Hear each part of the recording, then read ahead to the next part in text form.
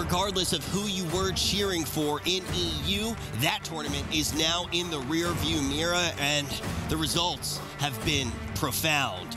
Now we have a brand new tournament, a brand new us. Let's see what NA can do, and this is going to have stakes even higher than what we saw in EU, because we still need to figure out who on earth is going to be representing NA at the first Global LAN of the years. My name is Rich. I'm going to be your host. I'm joined by Zico, Supatiz, and Van Ruki, and I want to start off by talking about something that we kept almost talking about, and then we would get into a game, and that's which team do we think is best suited to win the LAN if they do qualify? It's in MewMewKitty's hands right now, but do you think them or Never Lucky have the advantage globally?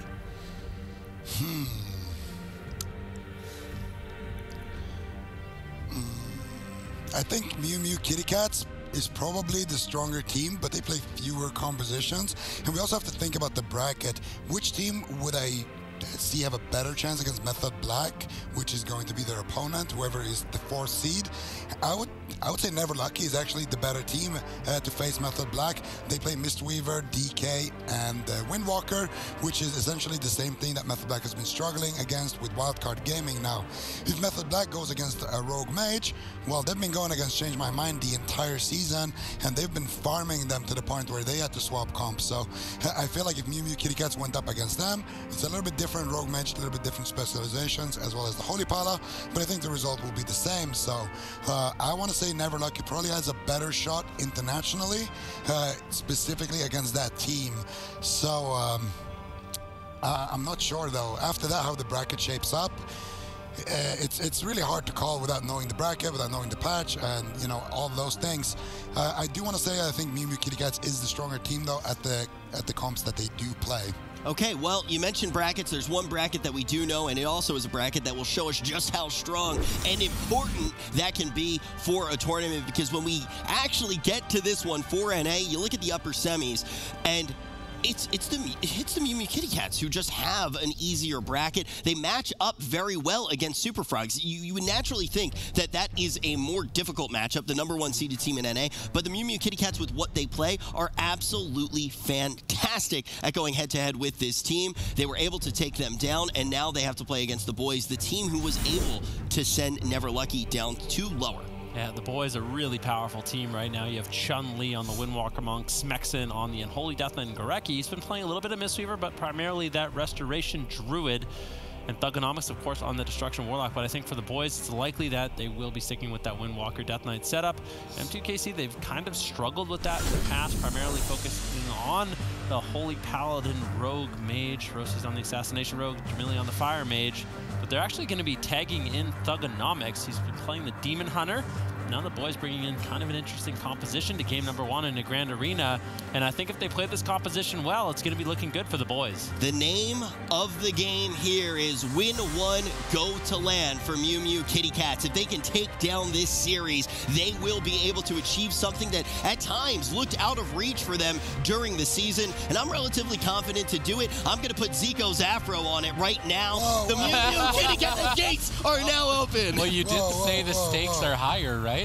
The stakes are higher than ever. The stakes are not that high, okay? When we get to Springland, maybe we can discuss it, but until then, guys, let's settle down here for a second. There it is. MewMewKitty going to be on the composition that they look so fantastic on, but Jamili instantly receiving pressure. Curious to see how this plays out. Basically, Jamili just needs to win 1 series out of 3. That's all he's got to do, and he's going to qualify for the spring finals with his team, MewMewKitty. Can they pull it off? They have to take down the boys, potentially, or they have to take down the Super Frogs. If they don't manage to do that, then it is going to be a grudge match against Colo for that last spot at LAN. So far, things not looking too great for MewMewKitty as the boys establish a pretty big lead, getting that Avenging Wrath of Rubcub pulled out of the way, but a swap to Gorecki. This is what I love from this team of MewMewKitty is their pressure on healers. That Holy Paladin of Rubcub always adding in a little bit extra spice. Yeah, well, we actually did see M2KC. One of the reasons that they were able to beat the Super Frogs is they took down the composition the boys are running. They just put a lot of pressure on a Cubsy. Now we see a lot of pressure on a Gorecki. I think if M2KC can continue this assault, Gorecki could eventually fall. The thing teams really can't calculate is Rubcub on the Holy Paladin with that added Hammer of Justice, as well as some of the additional damage he's able to bring, and really throw these Restoration Druids for a loop. curious if Thugonomics is running that Mana Rift strategy. I can only imagine that he is. It's the main reason why you would take a Demon Hunter into this fight. Although we saw Mew Mew Kitty Cats take out the Super Frogs when they tried to run the Demon Hunter Death Knight. I'm curious to see if they can do it here against the boys. Currently, Roasty setting up crowd control on Gorecki. Maybe trying to get a sap on his trinket. Gorecki comfortably sitting through this with Thugonomics now having Blur activated. Desperately trying to avoid the kidney shot of Roasties, now securing a double stun. Rubcub needs to get ready for this. He was pushing forward aggressive to set up the team and is falling behind on heals, falling behind on mana. The boys continue to establish an advantage. Curious to see how Roasties tries to navigate this. Potentially going after Thugonomics and a smoke bomb as an option. Kidney shot, smoke bomb. How much damage do they have is now the question. Is it going to be enough to force any major defensive cooldowns? Not even an Iron Bark. That's going to hurt. I feel like Jamili kind of wasted his combustion a little bit earlier on. There was no kidney shot commit, there was nothing, there was no smoke bomb, and he just threw out the combustion, and because of that, during their next attempt, they didn't really have the damage available that they needed. Unfortunately for M2KC, things are falling apart just a little bit right now as they find a kidney shot on the Thugonomics, but Gorecki in such a good position, should be able to easily keep him alive. Hammer of Justice is found. Jamili, can he find any follow-up crowd control? Unfortunately, he cannot. A vanished sap coming in from Roasties, covering him. Now they have huge pressure on the Thugonomics. Looking to get away, Metamorphosis is used. He still has the blur, but Ultimate Greed turning around the pressure on the Roasties. Ultimate Sacrifice comes in from Rubcub to keep him alive. KC barely stays alive. Close call for the boys as well. Thugonomics is tearing in right now. It's really devastating the amount of damage that he is able to do at this moment in time with 2 members low. Roasty's trying to set up for a big push. Gorecki, how are you going to respond? Blur available, still caught in crowd control. Thugonomics dash is over. Surprising to not see the reverse magic. I guess Rubcub already stunned, not wanting to overlap the diminishing return. It wasn't necessary, so he's going to play it patient, hold on to it for later. Roasties has Vendetta rolling. He really wants to force something with that, but he's just not finding anything on the side of the boys. And now Rubcub, he's almost totally tapped on mana. Potentially they have to go for some aggressive Blessing of Protections, but even then, there's a lot of spells that can just go through that in the composition that the boys have brought in game number 1. Roasties gets stunned up behind the pillar. He's rotting down. Jamili the target of choice. Pressure on the 2 fronts. Roasties goes for the all-in on Gorecki. He's really disrespecting the swap. Bark's getting at half health during that moment in time. Manages to get away with it for now. Potentially an opening for Mew Mew Kitty Cats if they can hold on a bit longer. Yeah, Gorecki has a lot of greed, but he's also been one of the best druids at surviving these kind of very offensive pushes from enemy teams. Gorecki trinkets out of the blind. Roasty's looking for some more pressure as he sprints over, looking to get some damage rolling. Thugonomics, Smexon still trying to get some pressure on Jamili, but during this split situation, Jamili has a lot of control that he can throw out. In the meantime, it's difficult for Gorecki to actually get the spells off just because of the fact that Roasties always has that kidney shot. He can threaten him. He gets out of form. He gets caught into a kidney shot. That's when Jamili can blink in and start getting some damage rolling. So it's a difficult situation to be in for the boys, but at this point, they've almost hit the finish line. Rubcub almost completely tapped on mana. M2KC really struggling with this Demon Hunter Death Knight composition that's available. What are they going to do? Gorecki gets Hammer of Justice. Roasty's running over, and I just don't think they have the damage to take him down. Gorecki's going to be completely fine getting into bear form. Barkskin's still available as well as Renewal. In the meantime, Roasty's getting low. Jamili also, Rubcub using the last little bit of mana he has left to keep his team alive, but things are getting out of control for M2KC. Qualification on the line here. Mew Mew Kitty Cats just need to take 1 series out of 3 today, and they will make it to the spring finals to compete in an international setting for North America. Now it's looking solid with decent pressure on Thugonomics. Flyer's Maledict absorbing a lot of Gorecki's heals. He's almost tapped on mana.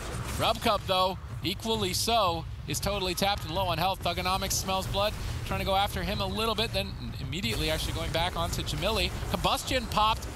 Smexon saves Thugonomics with the anti-magic zone. Thugonomics doesn't care. He's just going to jump out of that. That's a pretty risky maneuver, but possibly nets him a kill.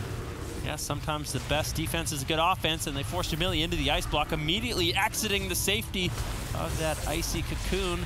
Now finally going to be in a little bit of trouble as he dips lower. Roasties, actually Thugonomics, he trades out the darkness. Jamili just hanging on by a thread, he gets interrupted. Rubcub throws in the ultimate. Thugonomics holding on. Is he going to die when he's at 1%? He's at 1%!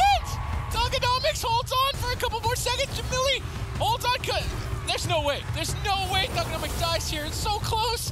Blind on Gorecki. Full blind on Gorecki. How is Thugonomics healing up during this moment in time? They were so close to taking it, but now it's looking like a triple kill for the boys as RubCub holds on to any semblance of health that's left, but it's not enough, and the boys take game 1. What a weird end of a game that could have been if we saw just 4 people all go down at once. I mean, it looked like one of those situations where potentially even if they did bring down Thug Zico, they may still just lose this series with the amount of pressure that went out on them. But let's talk about how the boys did look in this first game. It looked a bit shaky for the boys there. I'm not entirely sold on that game. I feel like that should be a bit more convincing of a matchup for them. They have a lot of tools to deal with what the Mew Kitty Cats are bringing, but they also had some very perfect swaps on the side of Mew Kitty Cats. So almost took down Doug there. Yeah, man, this is one of those scenarios where if you're Colo, you better be making sure that the team is awake and practicing, because you might have a tiebreaker a little bit later on today. The boys going to secure that first win. And there's a reason why we said that this team is such a powerhouse in North America. The Super Frogs still are as well. It's just one of those scenarios where the Mew Kitty Cats do match up a little bit better against them than they do against the boys. Yeah, and that's because the boys, they are specialized in those cleaves. Look at... How does he live? The safeguard comes off cooldown. It's actually a dispel. I think it's a dispel trait that the Demon Hunters use. Grecky got a Swift Mend. Grecky got a Swift Mend right before he got blinded. He trinket Swift Mended. Oh, that's the Grove Tending hot from the Swift Mend, the Azurite trait. If Grecky didn't get that one heal in, Thugonomics would be dead. Yeah, that's... It's a sad time for M2KC. Watching that replay, they got to be pulling their hair out at just how close they were, but that could have honestly come down to a situation where Thugonomics goes down, and then you see Smexin on the Death Knight take someone down, and we get a 2v2 all of a sudden. Yeah, sorry, I just looked down at the screen. I don't recognize myself. It's actually a really sad moment. I do think, though, that the Mew Kitty Cats, I think that they can win this series still. I still do believe in them, but I'm just not sure how. I don't know why I believe in them. I just don't think that they want this tiebreaker at all. And it's one of those scenarios where you kind of just count on the underdog being able to take it. Think about how much is on the line for them. The boys are styling at this point. It's important for them for the entire year in case they don't have success at LAN. The boys feel safe here to lock in this composition. Hook point, going to be a good map for that, a good answer. What do you think the Mew Kitty Cats are trying to set up? I think it's just going to be more of the same. They were able to beat the Super Frogs with this composition, and that came really close. They're certainly capable of it. Even if they do lose to the boys, they actually beat Super Frogs earlier in this tournament, so they get a rematch against them in the lower bracket. And then even if they still don't win there, they still have a third chance to qualify facing Never Lucky. So they're not totally out of their qualification potential, but they obviously want to be having a good showing. That was a very close fought fight, especially considering that RubCub is one of the only players still picking up Paladin in the current meta. We see a lot of Mistweaver and a lot of Resto Druid and really not a lot of Paladin, but he's still managing to make it work. It's actually part of, so Sidu just tweeted something out, and basically the first part of it is just like every game I watch RubCub play, it's like he's fighting for his life, surviving impossible moments. And it's just, it is so true. And it is something that needs to be applauded. And this guy, if, let's say, we have already mentioned that we don't know what the meta is going to look like when we're at the LAN. Like, it is, what, 6-7 weeks away, something like that, maybe even longer. But it's a month and then some change, basically, until we do get to that tournament. We know stuff could change. Think about every time you've seen RubCub up on that stage. He always is making stuff that looks just impossible work. He's one of the most phenomenal when he can play the class that he wants to play. And I think he can get out of this one. I think he can pull off a miracle. Rosita Jones as well. I mean, all three of these people, this was actually the team, I think it was RubCub, Jamili, Roasty, and Seth Curry. They made it to the spring finals, and they were in the grand final against the team of the Jungle Cleave that won. Reform. Yeah, they are the one that teamed. They played against Reform, so they made it to the finals. These guys are no strangers to LAN. We know Rosita Jones, he pulls out all sorts of different tricks. And that's one of the reasons why I think M2KC is such a strong team when it is in a LAN environment. The only problem is this one composition seems to give them a lot of trouble. We did see them beat Super Frogs, but that's Chanimal playing a Death Knight for, you know, a week and a half, 2 weeks. If, you know, their team cleans it up a little bit, that's going to be a lot of different teams in the tournament that have this one composition they don't have an answer for. But that's the thing. If they do lose here, they get that matchup again, right? So there is some real hope. It's obviously not a free matchup at all in the Super Frogs, but it went to Game 5 last time, but it's looking decent for them. I do think the Mew Kitty Cats, too, as well as the new branding being saucy and one of the best logos that we don't get to see enough on screen, I think Rosita kicked the team up another notch. And there's just something about Rosita Jones as a competitor where he was on For Fun. Even last year when we watched For Fun, the team name it was somewhat serious, right? They were just playing to see what they could get done. They weren't necessarily going about it saying we're going to win the entire thing. Now he's playing for real, and it offers so many new compositions to the Mew Mew Kitty Cats. I love this pickup for them. I think that it's something that has just given them that little bump. But now as we head over to Hook Point, is this small map going to be a place where they may fall behind and we may see the boys get on match point? Very curious to see if the Mew Mew Kitty Cats can pull it off. They've got 3 chances here today to qualify to the spring finals. They were so close in game number 1. Jamili's going to make a change. He's going to switch over to Arcane. This now accesses him Spell Steal and also accesses their team's ability to leave the match. But playing that Arcane specialization is very effective into Restoration Druids, as you can remove a lot of heal over time effects. So this is an interesting adaptation on their part, although peculiar that they went with Hook Point as the map with an Arcane strategy. If they were intending on winning with mana through Spell Steal, makes me wonder if they're going to all-in Gorecki and just have Jamili focus on more purging while Roasties and Rubcub do all of the damage. This could be an option for them and potentially work for them. The thing with the Mew Mew Kitty Cats that I do kind of want to start thinking about as well is I'm already looking ahead to the next series, the next potential series, just in case, because I do think it's important to really think about how likely it is to go to the tiebreaker. We might just end up with a situation here where we have first place and second place playing just like we did in EU, and then that is the scenario that creates the tiebreaker. The Mew Mew Kitty Cats, if they do lose here and go up against the Super Frogs, do you still favor them in that series? Is it dependent on blind pick? What do you think happens there, Zico? I mean, Super Frogs have the answer. It's just a matter of have they practiced it enough? Because they played it yesterday, and let's be real, their Demon Hunter DK didn't look as good as, you know, the boys or Method Black or some of these other teams that have been playing it. So I'm not sure. I hope that they've been giving it a little bit more practice since yesterday and polished it up. It looked good enough. If they potentially get a little bit more reps in, compositionally they're favored, but it's all about execution. I mean, we saw even ABC try to play the DK DH Resto Druid over in Europe against Change My Mind. Change My Mind basically getting farmed by Method Black playing the same comp. We're able to win that, and that's because the execution wasn't there as well, right? And that's what it comes down to. You can't just have the comp, you also need to be able to execute on it. We'll see. For now, though, I think that they still have a fair opportunity here against the boys. We'll see if the Arcane Mage Rogue is going to be enough.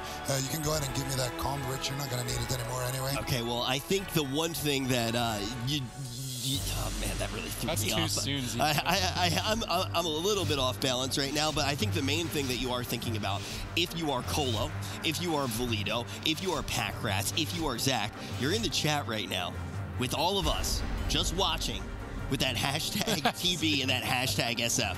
This has got to be such a stressful situation for them as they're watching these games play out, and the Mew Mew Kitty Cats are finding themselves on the back foot. Rubcub instantly going to be opened on. Yeah, what is Jamili going to be able to get done on this Arcane Mage? Who are they going to be going after in this matchup? Gorecki comfortably sits the blind.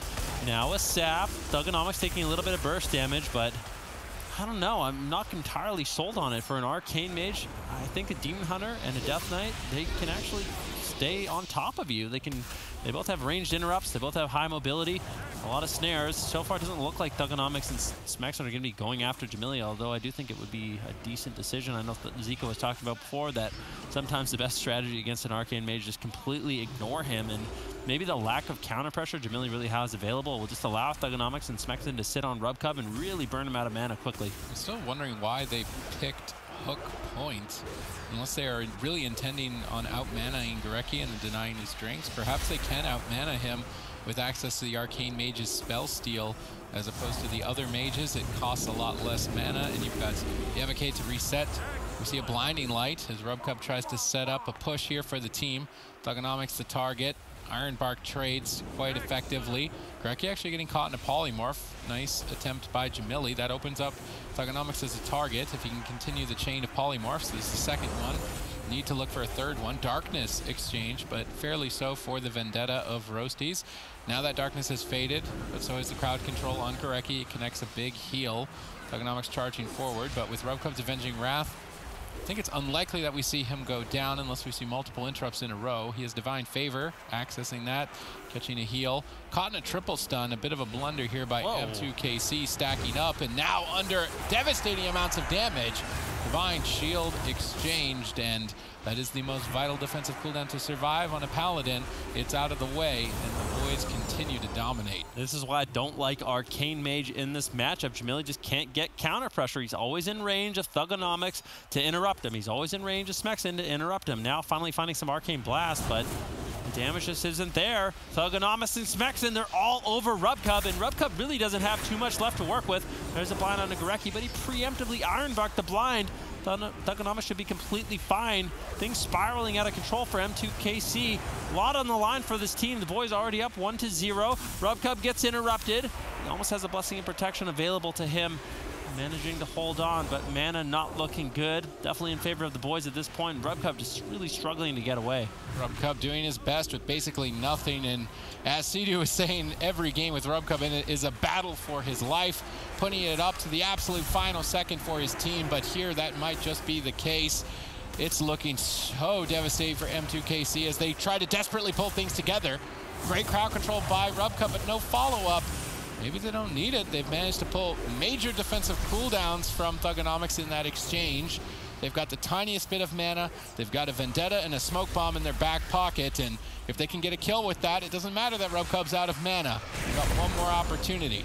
Yep, Smexin still all over Rubcub. They need a few more mana rifts to just get him completely out of mana. Here's the Smoke Bomb attempt on the Thugonomics. He's got no trinket. Do they have the damage? One Maledict lands. Millie looking to close out the game with a few Arcane Missiles, but Thugonomics with the Shadow Meld denies the second Gladiator's Maledict. The third one is landed, though, by Rubcub. A huge offensive push here by M2KC. Gorecki being caught in the Polymorph. Thugonomics manages to find the reverse magic to free him up. Now Hammer of Justice. Gorecki can't really afford to trinket at this point in the game. Thugonomics, though, getting a little bit low. Things are starting to go in favor of M2KC. Rubcub manages to pull it together here for the team. Gorecki may be having a bit of technical issues, which is then a huge opportunity for M2KC if they can close it out here. And I mean, at this point, it is play to win. Their qualification's on the line. Looks like Gorecki is back. He's gonna be able to recover quite easily. Thugonomics still low, blind with no trinket. This is a big opening. They have to KO in the stun. Do they have the follow-up Hammer of Justice? They have to deny Darkness. They don't have it. They go for the cheap shot instead. They need to finish him in this. They can't finish Thugonomics. Blur exchanges. Now Rubcub's behind. Yeah, Rubcub completely out of basically everything he has available. Divine Favor, Holy Light manages to catch a big heal. Smexin, Thugonomics need a little bit more uptime, but a beautiful Polymorph denies Smexin.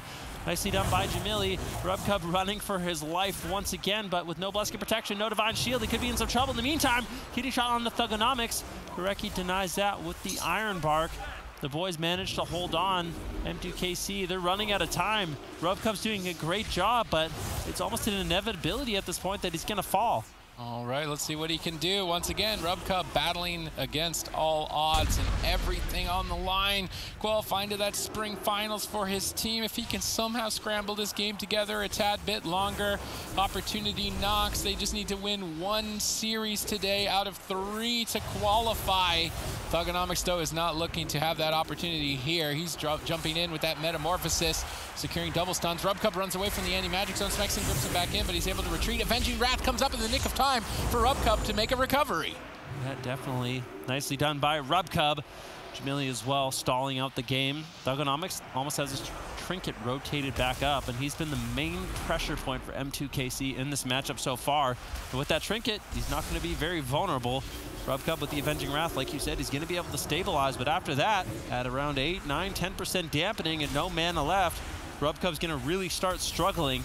Jamili looking for some Arcane Blast, looking for some counter pressure. Gorecki in a good spot, but Gorecki's almost out of mana as well, but I don't think it matters. Rubcub will eventually fall. Fell Eruption into a bash. The boys go up 2-0 in this series, and it just shows M2KC they need to try to find out an answer for this composition. They should open up a bakery.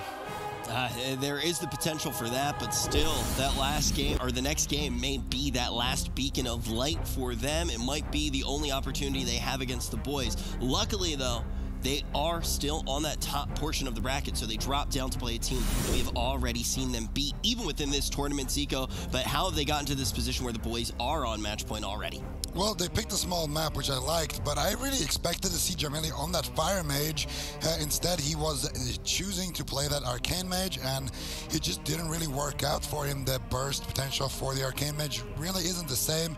It's more control, it's more, you know, survivability. You take less damage, and that's what it comes down to. Wasn't able to find the kill onto Thugonomics, and of course, Rubcub eventually ran out of mana due to the mana rifts, and then they managed to secure the win at the back of that. Yeah, and now moving on forward, we need to think, is Mew Mew Kitty Cats going to be able to secure their spot on land? We're going to find out very shortly.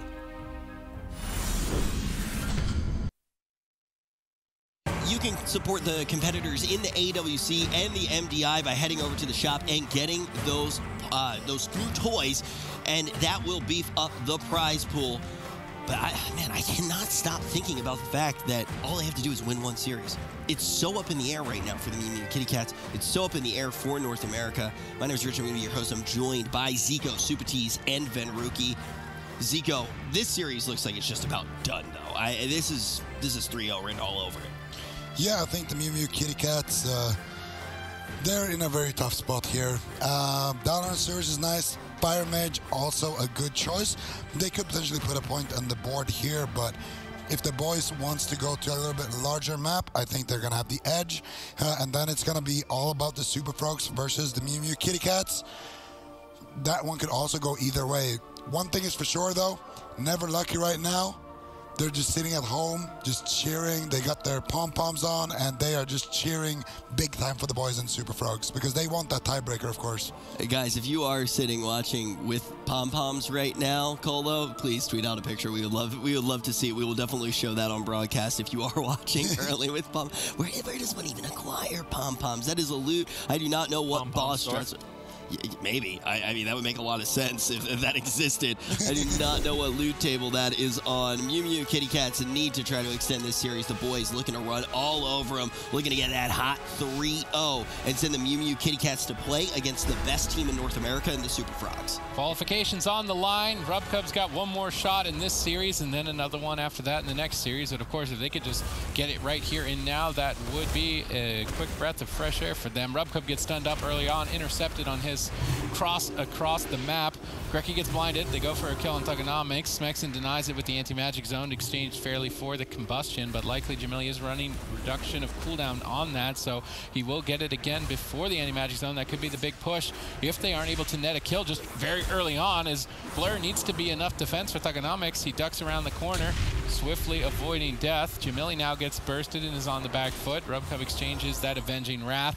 Big increase of healing, allowing his Holy Lights to stabilize. Maybe not. Jamili is just constantly getting destroyed right now. He has to use Dragon's Breath defensively. Polymorph smacks him, trying Polymorph to dispel, get control of these DPS members, but now they've got no engage onto Gorecki. Perhaps they're looking for a swap to him. This is basically the only option I see. They can maybe bait a trinket on a blind or something along these lines and then switch over. Aside from that, I don't see any openings developing. Yeah, Jamili just trying to spam out as many fireballs as possible, trying to get lots of value out of that fire starter honor talent mages have available. Every time he casts out a fireball, it will be 5 seconds less on the cooldown of his combustion, so he can spam that out. And then all of a sudden, the combustion is desynced with the anti-magic zone. In the meantime, though, Jamili caught into an imprisonment. Gorecki could be in some trouble. Uses the bar skin, roasties all over him. Jamili's still really low. If there's crowd control on the Rubcub, Jamili might be forced into his Cauterize or potentially his first Ice Block, but no, M2KC, they do manage to stabilize. The only thing they got from that push was Bark Skin. M2KC continue to fall behind, and it's looking likely to be a rematch against the Super Frogs, although don't want to count them out just yet. This Thugonomics gets bursted heavily. Jamili looks to secure crowd control, blinks but gets denied. Good interruption by Smexon. Jamili now falls behind. Rubcub looking to recover, but with War Mastery, his only defensive cooldown at the moment, it may not be enough. He may have to use the ultimate sacrifice here shortly if Thugonomics can stay on target. Jamili trying to reposition. Thugonomics continuing the mana rifts. Roasty's rooted up, unable to connect. Jamili still being pressured. Cauterize Ice Block available as well. They want to hold on to that as long as they can. Rubcub's being pressured. Gorecki gets swapped to by Roasties, or maybe he's setting Jamili up for crowd control. It's not exactly certain. Jamili's too far away to support that attack. He gets gripped downstairs, out of line of sight. Huge damage to follow that up. Relying heavily on Rubcub's support with Avenging Wrath coming up in 1 more second. He needs to connect a big heal here and now to hold on to that Cauterize. Managing to dance with it dangerously, holding out, and they managed to. Rubcub once again battling for his life. Definitely in at 40% mana. Things are starting to slip out of his fingertips. In the meantime, though, Thugonomics caught into a kidney shot. Good damage here from M2KC. Gorecki not over-responding to the situation. You can see Thugonomics, he still has so many defensive cooldowns. He can rotate through the boys. They managed to hold on to all their trinkets despite that very scary moment. Rubcub now looking for a Holy Light. Doesn't have the healing, though, to keep Jamili alive as he dips lower. Finally catching a big heal. Another kidney shot onto Thugonomics. This is a combustion. Big damage available for M2KC. Thugonomics not messing around. Trinkets out. Iron Bark going to be committed by Gorecki. That'll keep him afloat. And now the boys need to start getting some damage rolling. M2KC's mana is not doing too hot. Gorecki trinkets out of the blind. And now M2KC, there is an opening. Thugonomics with no trinket. If he gets caught into a stun lock, could fall. Still low. Dancing around the map. Trying to survive. Kiting with Gorecki. Gorecki has to play catch up in this situation, but no one from the boys has a trinket now. No other Gladiator's Medallion in sight, and if M2KC can pull it off, get one nice clean setup, they could close out the game. All right, let's see if they can do it. Qualifications on the line here. It's match point in their first attempt of the day. Jamili is just getting owned still as Rubcub holds on barely with not much to work with in terms of healing output. Another Gladiator's Maledict absorbing more of Rubcub's healing. He's caught in the stun by Thugonomics. That's a double. This could be the Cauterize if Smexing can push through with a tiny bit more damage. Rubcub powers through it with Holy Light after Holy Light. Getting interrupted by line of sight. Jamili goes for the kill. Drops in that Meteor. Not enough damage to even scratch Thugonomics. Gorecki may be sitting down for a drink while his team has all of the momentum, and if Gorecki stabilizes back to full mana, not sure what M2KC is going to do. Instead, crowd controlling Rubcub in desperation to get the Cauterize. Gorecki is still very low on mana, potentially an opportunity for M2KC to find victory. Avenging Wrath up right at the last possible second for Rubcub once again to hold on to the Cauterize. A close call, miracle after miracle for M2KC to even still be alive. Yep, good damage there from Jamili on the Thugonomics, but Gorecki in a prime position. And somehow, some way, M2KC's actually swung mana in their favor. Innervate being used by Gorecki, trying to throw out some expensive heals to keep Thugonomics nice and stable, but still, Thugonomics has been forced to run away, and this is what we've kind of seen. If you pressure the Demon Hunter enough, you can't afford to be pushing in, getting the consistent stuns onto Rubcub, and that's just an opportunity for the healer to keep his mana as long as possible. Another swing towards Thugonomics, not even a dent. Rubcub once again on the ropes. Gorecki's crowd control. This has to be the opportunity for M2KC to develop pressure, but Thugonomics denies it, crowd controlling 2 members of the team. Rubcub opts to Divine Shield to avoid the mana rift, realizing that that tiny bit of mana he's got left, he has to protect it more than his own health so that his partners do not fall behind. Vendetta now available, but all the defense of the boys is as well. It would have to be a blunder for the boys to go down. Let's see if M2KC can make them choke here. Thugonomics dips low, jumps into the battle with that Metamorphosis. Reverse Magic available for Ring of Frost should he land it. They're not even able to get it. Jamili on the back foot now once again. Very low on health. Thugonomics as well. Could be a bit of a race to the finish here as Cauterize is likely to trigger. Ultimate Sacrifice denies the Cauterize with last second left, but now they switch their attention to Roasties. Perhaps he should have just exchanged Evasion. I don't think that Rubcub has the mana to heal 3 members of the team through this much pressure that much longer, and still no openings. Yep, there are no openings for M2KC. Everyone has their Gladiator's medallions available. Double Dragon's Breath by Jamili. He's looking to try to create some space. Rubcub gets gripped in. Jamili looking to counter pressure, but Rubcub is in so much trouble. He doesn't have anything at 10% dampening. Looking to kite away on the Divine Steed, but Thugonomics says no way. Sending M2KC to the lower bracket. Battle for the tournament lives. Exactly. Yeah, the boys going to be able to walk straight to the grand final, and now we have a rematch that is going to determine whether or not we have a tiebreaker, or if the Mew Mew Kitty Cats are going to make that leap. And this gets a little bit... This is probably the more stressful of the two if you are on the side of Never Lucky. I'm constantly checking Twitter, folks, to see if they're going to tweet out a picture with their pom-poms. If they do, we will show you on broadcast. But ultimately, this is a tricky one because we know they have what it takes to take down the Super Frogs. They already did it in this tournament. Why did they fall down in this last game? Just the solid DK, DH, Resto Druid, no openings to be found for Mew Kitty Cats. You know, Gorecki, he kept a cool distance, always staying away from the fight, never really getting caught up in those long CC chains. Smexing kept the pressure up, Thugonomics as well, wasn't really forced to use pretty much any of his major defensive cooldowns. And of course, what I like that Thugonomics was doing in this game, he wasn't overextending to find those mana rifts like we see some of these Demon Hunters do. Instead, he just focused on applying pressure to that Fire Mage, and then when Rubcub was pushing in to get the CC, that's when he landed some of those mana rifts, and that's really all you need to do as the Demon Hunter to win that matchup. So he played it to his win condition, and he did a good job, and that's going to net them a quick 3-0 and a ticket to the final. And we already did mention what the tournament does look like, and Zico just said it again, the boys' grand final. We know that they are there, but who's going to play them? Is it going to be the Mew Kitty Cats, or is it going to be the Super Frogs? We've seen the Super Frogs and the boys go head-to-head countless times. If we have that one again, it'll be fun to talk about what we think will happen, but it really does come down to who is making it to land.